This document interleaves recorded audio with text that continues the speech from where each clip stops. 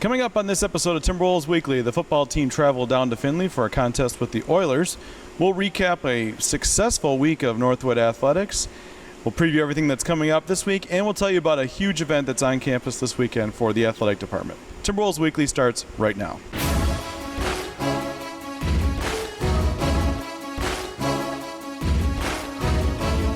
Welcome to Timberwolves Weekly. I'm your host, Travis McCurdy, coming to you inside the new renovated Bennett Sports Center. The project's almost done. The basketball teams have been in here practicing since Sunday. Our first event will be this Sunday. The men's basketball team will host an exhibition game against St. Francis. The first regular season event will be October 30th, volleyball against Wayne State right here. Should be great. Can't wait for everyone to see this new facility. We'll start with our football team. The Timberwolves traveled down to Findlay, Ohio to take on the Oilers. It was a hard-fought, close game. Let's see how the Timberwolves did. First quarter of the game, Northwood comes out fast right away. The first play from scrimmage, Mark Morris finds Theron Wilson. That duo had a big day together. This is a 26-yard gain and a first down. Later in the drive is capped by an option right to Andre Carter. He'll find the end zone from 8 yards out, Northwood with the early 7-0 lead. On defense now, Findlay's driving, but senior linebacker Mike Keith, who also had a big day, comes up with a tackle for no gain. Northwood on their second drive continued to throw the ball well.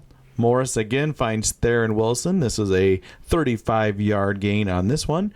And this drive eventually is capped off by a Jared Pagulio 2-yard touchdown run. Just gets in off the left side there. Later on now, Mike Keith made a lot of tackles. He also had a near interception right here. This pass breakup on third down gave the ball back to Northwood.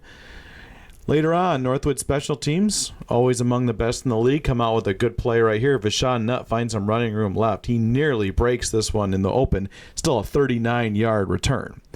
Later on defense, Charles Williams had a big day at tackle for loss for the defensive end here on first down. Northwood, another big drive capped by another 2-yard Pagulio touchdown run. Charles Williams is going to find some room down the left side. He gets a sack on this play for the Northwood defense. Later on now, Findlay looking deep on a pass here, but Jerry Taylor goes up, catches the football at the highest point. Interception for the Timberwolves. Northwood gets the ball back. Northwood on the following drive makes a big play here. This is Andre Carter running right. He's going to gain 31 yards, get out near the 40-yard line. After Findlay scored, Northwood with another big play here on special teams. Andre Carter again, this time running to his left. He finds room. He's going to end up gaining 40 yards on this return and get Northwood out near midfield. Late in the game, Northwood driving, trying to tie the game up. Great pitch from Mark Morris to Bryce Lindbergh here down the left side, and he is gone. Runs over that last defender to get in the end zone to tie the game late. Findlay now running, but a really nice tackle here by Charles Williams. Another tackle for loss for the defensive end. Later on in overtime, David Knutson connected on a 26-yard field goal, but it was not enough as Northwood fell to Findlay 37-34 in overtime. The Timberwolves finished the game with a season-high 544 yards of offense. Very balanced attack for the Timberwolves in the game. 274 yards rushing, 270 yards passing. Mark Morris threw for 270. Jared Pagulio, 97 yards rushing and 2 touchdowns. Theron Wilson, 129 yards receiving on 5 receptions. That was a tough loss for the Timberwolves there. Obviously a really great game, had a great chance to win at the end, but just came up a little bit short. Northwood's had 2 really close losses this year. They're very close to being 5-2 on the season, but Northwood will need no motivation to get ready to come off that loss this weekend. The Timberwolves take on Saginaw Valley in the annual Axe Bowl, a game that we all look forward to greatly. It'll be here at Hand Stadium. Come on out and support the team. A week ago, we told you that the women's tennis team was locked into the number 2 slot in the upcoming GLIAC tournament. However, thanks to a little help from Ferris State, the Bulldogs beat Grand Valley State last week. Northwood suddenly was playing for a share of the GLIAC championship on Saturday against Saginaw Valley State. Let's check out how Zane Kolstock's team did against the Cardinals. Northwood claimed its 12th GLIAC championship in 15 years with a 9-0 win over Saginaw Valley State Saturday afternoon. Northwood's win, combined with Grand Valley's loss to Ferris State earlier in the week, gave Northwood a share of the GLIAC championships. The Timberwolves have now won 8 straight matches to stand at 10-1 overall. Northwood is the number 2 seed in the upcoming GLIAC tournament, which will be held at the Greater Midland Community Tennis Center. So it's another GLIAC championship for Zane Colstock and the women's tennis team. Like we mentioned, 12 championships the last 15 seasons. A remarkable run of accomplishments for Zane Colstock's team. Congratulations, ladies.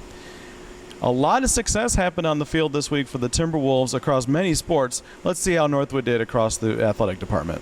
Men's soccer continued to roll through the season, moving their winning streak to a school record 11 with 2 more wins last week. The Timberwolves down Lake Erie 2-0 before beating Ohio Dominican 5-0.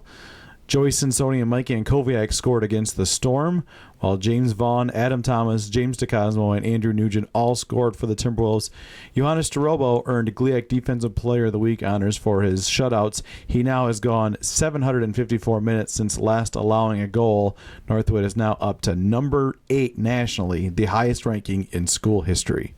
Women's soccer extended its winning streak to 3 straight with a pair of 1-0 victories. Northwood defeated Findlay on Friday before taking down Tiffin on Sunday. Sarah Murdoch returned to the team and scored a goal, while Jessica Flores had the assist in that game. Julie Shields with 7 saves in that game.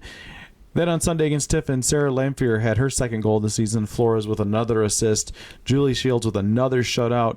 She was named the GLIAC Defensive Player of the Week for her efforts in that game. Northwood has moved all the way up to 5th place in the current GLIAC standings, standing at 5-4 overall in the conference. Men's golf had a tremendous result at the Cedarville Fall Invitational. Northwood was the champion of the event.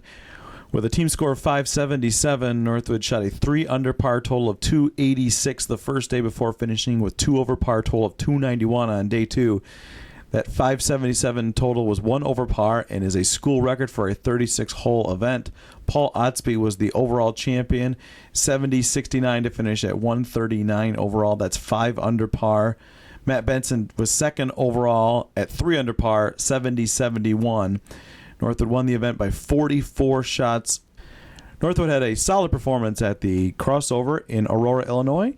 The Timberwolves dropped their opening match to Southern Indiana 3-0 before bouncing back to defeat William Jewell 3-1 and Illinois Springfield 3-0. Collie Mayer, tremendous performance over the 3-day event. She hit .522, finishing with 27 kills and just 4 errors on 44 attempts.